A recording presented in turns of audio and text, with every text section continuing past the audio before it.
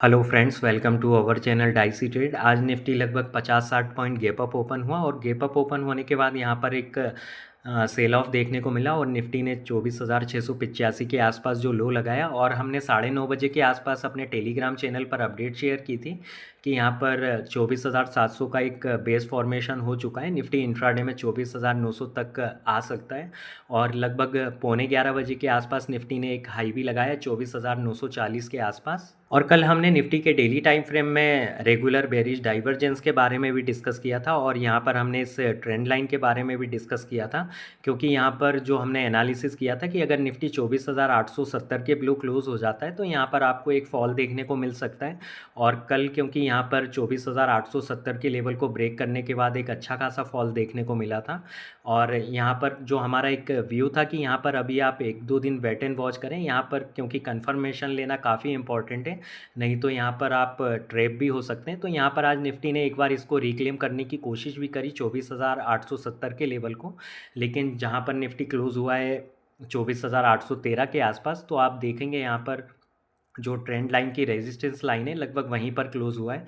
तो यहाँ पर अभी भी किसी भी टाइप की आप एग्रेसिव बाय या सेल पोजीशंस को अवॉइड करें। और यहाँ पर हमने आरएसआई और एमएससीडी इन दोनों ही इंडिकेटर्स पर जो एक ओवरबॉट के साइन देखने को मिल रहे थे, तो इनके बारे में भी डिस्कस किया था। तो यहाँ पर अभी आप 1-2 दिन और वेट एंड वॉच करें तो यहाँ पर आने वाले दिनों में आपको थोड़ी सी और क्लियरिटी देखने को मिल सकती है। क्योंकि अगर आप निफ्टी के डेली टाइम फ्रेम में 24,800 के इस लेवल को देखेंगे तो यहाँ पर इस रेजिस्टेंस को क्रॉस करने में निफ्टी को काफ़ी प्रॉब्लम फेस करनी पड़ी थी।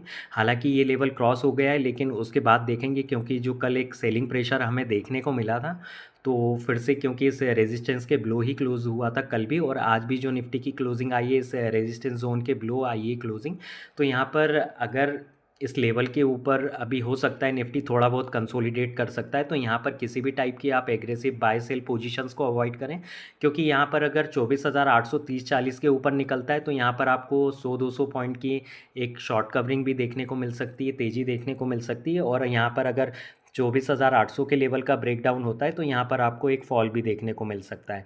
तो यहाँ पर जब इन लेवल्स के आसपास ब्रेकआउट या ब्रेकडाउन होता है तो यहाँ पर तभी आप ट्रेड को एग्जीक्यूट करें।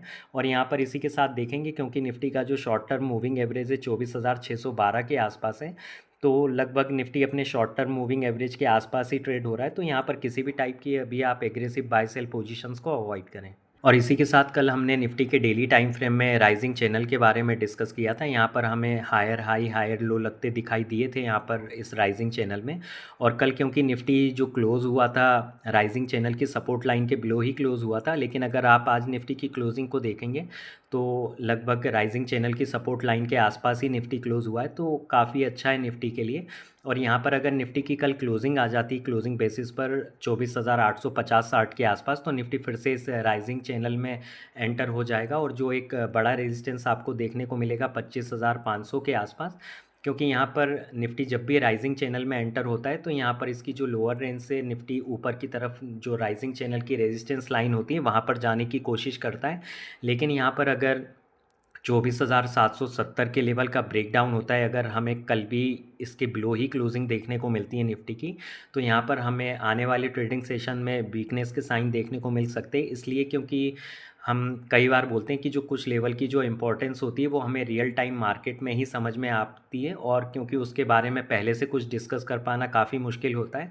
तो यहाँ पर अगर कुछ अपडेट होगी रियल टाइम मार्केट में, अगर कुछ लेवल्स में चेंजेस होते तो उसकी अपडेट हम अपने टेलीग्राम चैनल पर शेयर कर देंगे।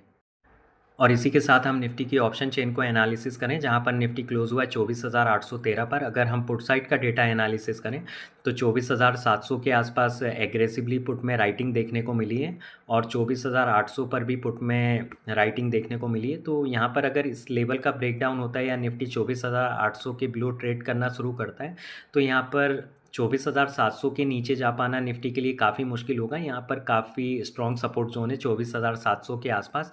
और अगर आप डीप इन द मनी में भी देखेंगे तो 24,900 के आसपास भी पुट में राइटिंग देखने को मिली है। और यहाँ पर अगर हम कॉल साइड का डेटा एनालिसिस करें तो यहाँ पर 24,800 के आसपास थोड़ी बहुत शॉर्ट पोजीशंस हैं।